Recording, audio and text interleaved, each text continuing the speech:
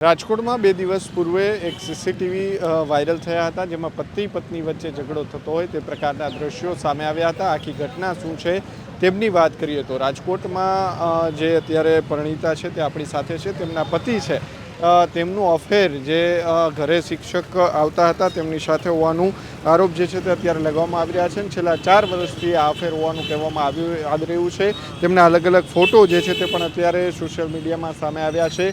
જે સીસીટીવી આપણે જોયા હતા તેમાં પતિ જે છે તે પત્નીને માર મારતા દેખાઈ રહ્યા છે. તે પીડિતા પરિણીતા આપણી સાથે છે, તેમની સાથે વાત કરીશું. બેન, આખી ઘટના શું બની છે અને કેટલા વર્ષોથી આખું આ પ્રકરણ ચાલી રહ્યું છે? સતત સર 4 વર્ષથી ચાલુ રહ્યું છે. 4 વર્ષથી મારી આ જ તકલીફ છે. 4 વર્ષથી કે હું આ જ માનસિક ટોર્ચરમાં જીવી રહી છું, માર ખાઈ રહી છું ને મને બ્લેકમેલ, માનસિક ટોર્ચર. એનો સંપર્ક એ કારણે થયો કે મને એમ હતું કે મારી બેબીનું 12માના ક્લાસીસ ચાલુ કર્યું. એટલે આ એક મેડમ ને આવા 2 મેડમ મેં રાખ્યા હતા, પણ જુઈ મેડમ રહ્યા ને વ્યવસ્થિત હતા. આ પૂજા મેડમ વ્યવસ્થિત સમજીને જ મેં રાખ્યા હતા. પૂજા પંડ્યા, અરવિંદભાઈ મીઠાપુરની છોકરી, એ લેટ થઈ જતું ને અહીંયા એકલી રહેતી હતી. એટલે એ અંકલ મને, મારા ઘરવાળાને અંકલ કે મને આંટી કંઈ ફેમિલીમાં ઘુલમિલી ગઈ હતી, દીકરી તરીકે રહેતી હતી. પણ ક્યારેક લેટ થઈ જાય એટલે ક્યારેક મારા ઘરવાળા એને છોડવા જતા, ક્યારેક હું ખુદ સાથે જતી, ક્યારેક મારો બાળક જતો. અને આને અફેર હતું ને મને ખબર પડી બહુ લેટ થઈ ગયું ત્યારે. એનો વિરોધ હું કરું છું કે તું પૂજાને છોડી દે. એટલે આ જ વિરોધમાં મારી આ જ પરિસ્થિતિ ને આ જ માનસિક ટોર્ચર અને સતત મારે આ જ માર ખાવાનો, ઘરે બારે ગમે ત્યાં વિરોધ કરું.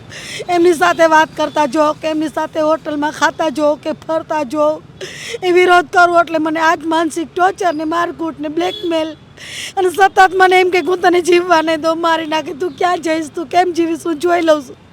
મારે એક જ ડર છે કે મારે આની માટે ન્યાય જોઈએ કે મારા 4 સંતાન છે, હું ક્યાં મૂકીને જાઉં.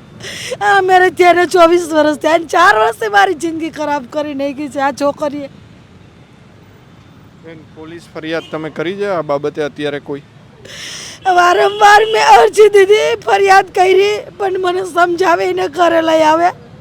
એટલે મને એમ થાય કે મારે 4 બાળક છે, મારે મૂકીને ક્યાં જવાય, આ એકલા ક્યાં રહેશે, એવો વિચાર કરે અને સમાધાન કરીને એની ભેગી રહેવા માંડું. એટલે 2 દિવસ થાય, 3 દિવસ થાય, એટલે એનો કોન્ટેક્ટ ચાલુ જ રહે. શનિ રવિમાં અત્યારે આવ્યા રહેતી હતી 6 મહિના પહેલાં, હવે અમદાવાદ વહી ગઈ છે. એટલે શનિ રવિમાં સતત મારા પતિને અહીંયા જવાનું, 8 દિવસે જવાનું, 15 દિવસે જાય.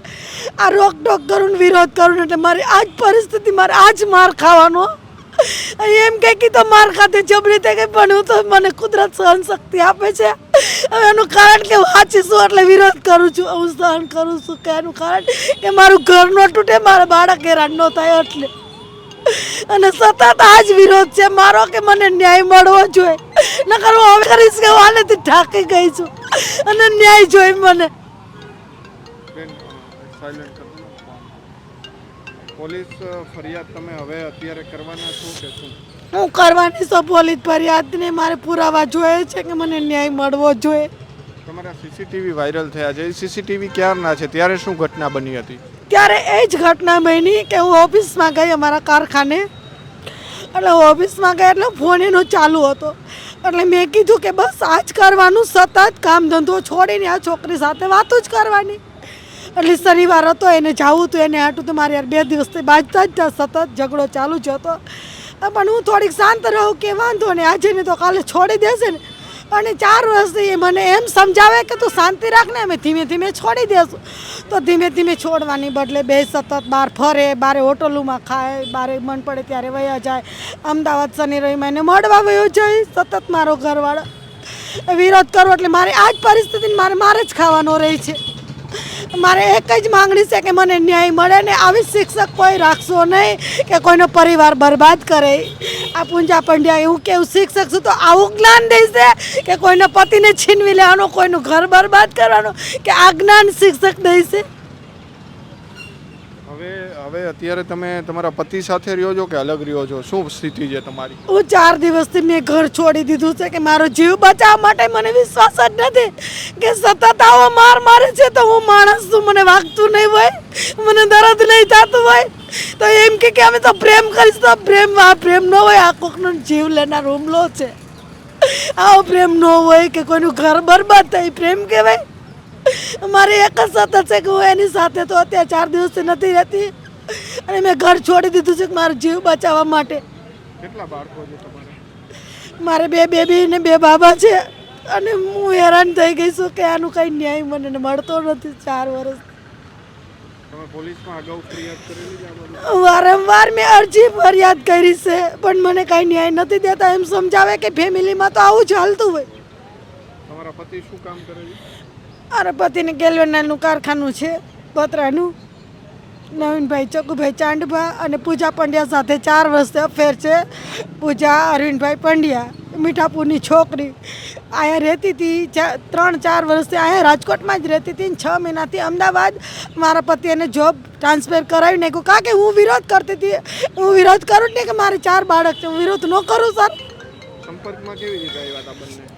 સંપર્કમાં એ જ કારણ કે મેં બેબીનો પર્સનલ ટ્યુશન કરવા માટે 3 મેડમ રાખ્યા હતા. એમાંથી 2 રેગ્યુલર આવતા હતા. આ પૂજા પંડ્યા અને એક જુઈ મેડમ આવતા હતા. પૂજા પંડ્યા એકલી રહેતી હતી એટલે એને મારા ઘરની પરિસ્થિતિ બધી જાણી લીધી. કલાકવાર બેસે, અડધી કલાક બેસે એટલે અંકલ ને આંટી કરતી હતી.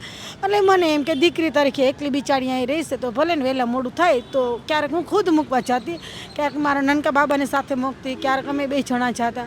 પણ એનું અફેર ચાલુ થઈ ગયું ને મને ખબર બહુ થોડીક મોડી પડી ને એટલે બસ મારી પર આ જ ત્રાસ છે ને આ જ માનસિક ટોર્ચર છે. દારૂના ને એવા પણ તમે ફોટા અમને આપ્યા છે, એ શું છે હકીકત આખી?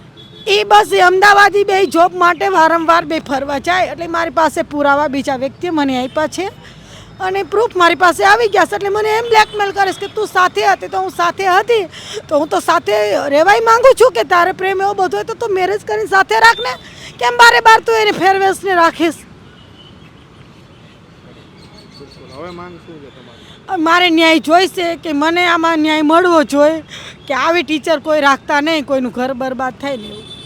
તો આ તો આપણી સાથે એ પરિણીતા, તેમનું કહેવું છે કે તેમના પતિ છે તેમને જે શિક્ષિકા ત્યાં ઘરે ભણાવવા આવતી હતી તેમના બાળકોને તેમની સાથે અફેર થઈ જતા આખરે તેઓ જે છે તેમને અત્યારે મારવામાં આવે છે. સીસીટીવી પણ વાયરલ થયા હતા. એટલે કે પતિ પત્ની ઓર જેવો કિસ્સો ફરી એક વખત રાજકોટમાં આવ્યો છે અને બેન રડતા પોતાની આપવીતી જણાવી છે અને તેમના પતિ સામે કાયદેસરની કાર્યવાહી થાય તેવી પણ માંગ તેઓ અત્યારે કરી રહ્યા છે. કેમેરા પર્સન કેવિન નિમાવત સાથે મયુર સરવૈયા, સ્વરાજ મીડિયા, રાજકોટ.